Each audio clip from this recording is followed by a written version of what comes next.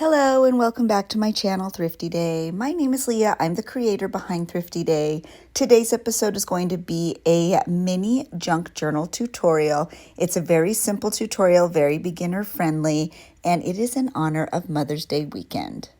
Be sure to continue to watch to see how you can get this adorable digital for free or check out the description below.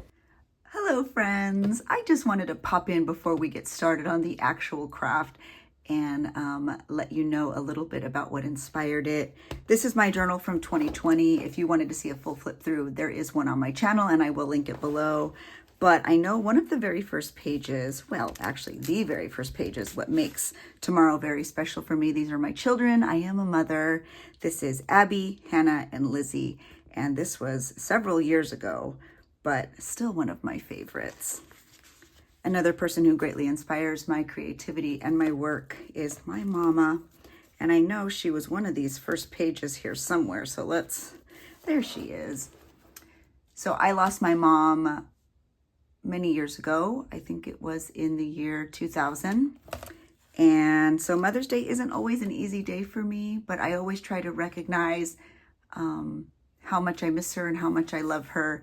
And so I just wanted to share her with all of you. She inspires me every single day, and I feel so lucky to have been her daughter. So if you are experiencing loss in this time, and Mother's Day isn't always easy, just know that you aren't alone, and we can celebrate today, but we can also remember that there are people missing on this very special weekend. So I just wanted to share my mama with you. Her name was Nancy, and she will forever be in my heart. So I found this adorable personal correspondence box at an estate sale many years ago. It has a beautiful aging to it. It's not totally complete, but I absolutely love it.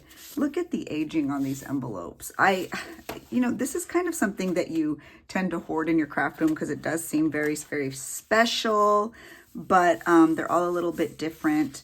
But I went ahead and scanned this beautiful card. Oh, look how pretty that is. And I'm going to upcycle the scan of it and show you how to make a really sweet little journal. It can be for Mother's Day. It can be a brag book for new mamas. It can just be something special that you give to your friends. It could be for any holiday, but I thought it was really sweet and perfect for Mother's Day. So I scanned this and I did put it over on my Patreon. It is available for everybody as my little gift to you on this Mother's Day weekend. So my Patreon is linked below. Feel free to head over there. You can download this and use it, this beautiful little vintage card to make your own journal. And I hope you enjoy it. It's just a sweet little gift from me to you. Totally free to join. It is on the free Patreon platform. There are paid tiers if you are interested, but this is no purchase necessary and just a little gift from me to you. So I hope you love it. Now let's get into the craft. So let me show you some of the supplies you'll need. As I said, you will need a digital printout of the card or any card. You don't need to use this particular card. I just think it's really sweet. So I just printed the digital copy on my inkjet printer. I think it looks really sweet. So I have that and I'll cut it out. I'm also going to use some ribbon for this particular craft. Again, this might be optional. You'll see when we get to that step and you can decide.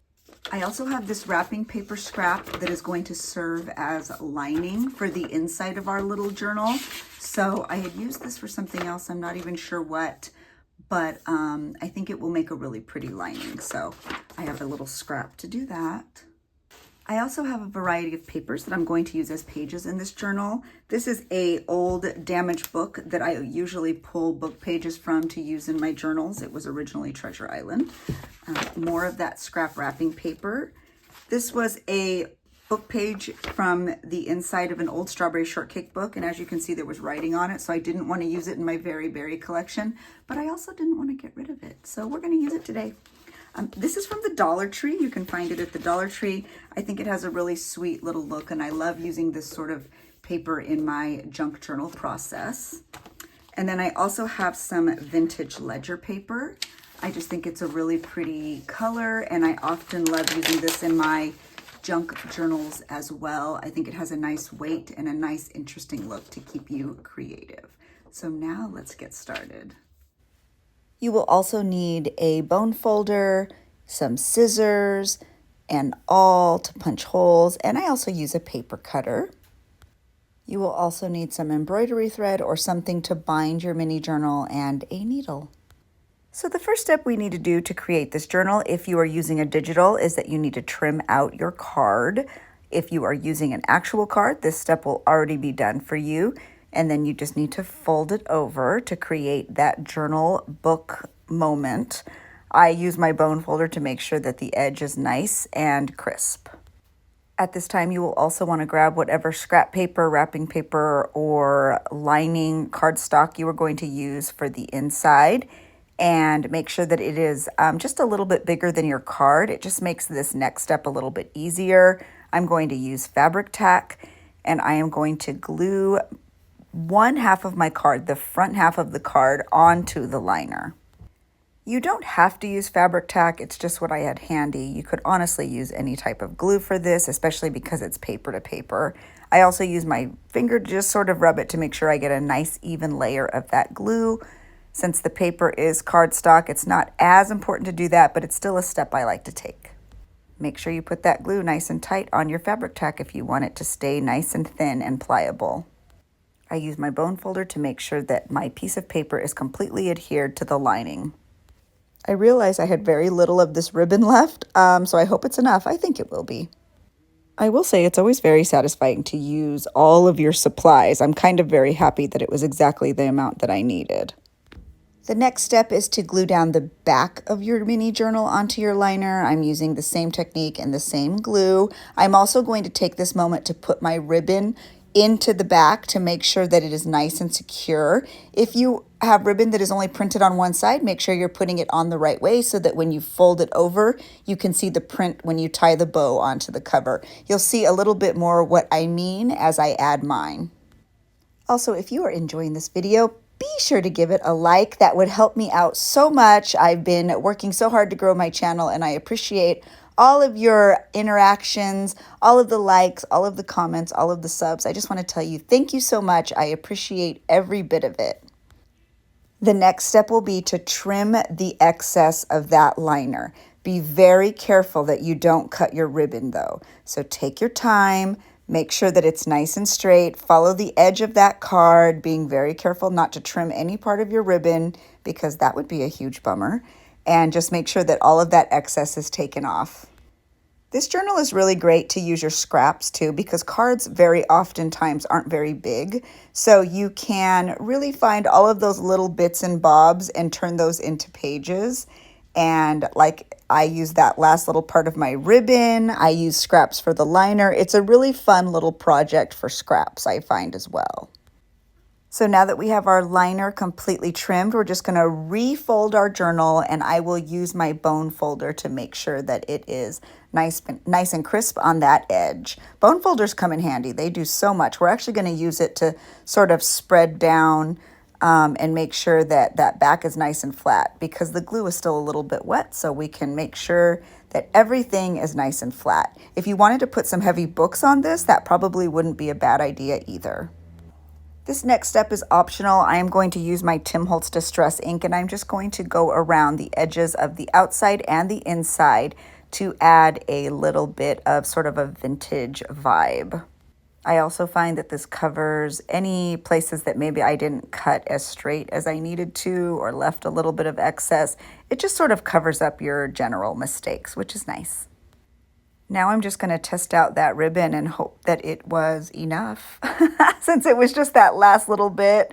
It doesn't need to be super long, but I do like having a nice little bow on the front. It's just a decorative sort of little bit.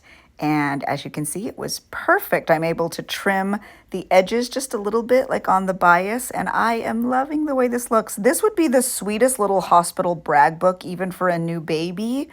I love it. This is just so precious. It's really coming out cute. I'm actually going to add some metal photo corners. Again, if you don't have metal photo corners, you don't have to do this step. It's not absolutely necessary, but I did have some. And I also had a question asking how I put these on. So here is a very simple little tutorial. I just use my pliers and I put the metal corner right on the edge and I squeeze down on one side while kind of holding it in place, and then I go to the other side and repeat that process. You can find these little gold medal corners on Amazon and sometimes at craft stores.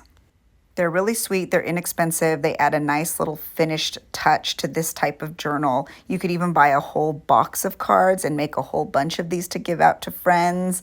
It's very simple, and I just think it makes it look very sweet.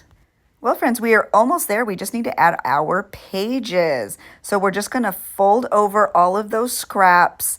And once we have every page folded over, we're going to put them all together in the order we want them in our journal. And I'm going to show you how I just cut them all at the same time.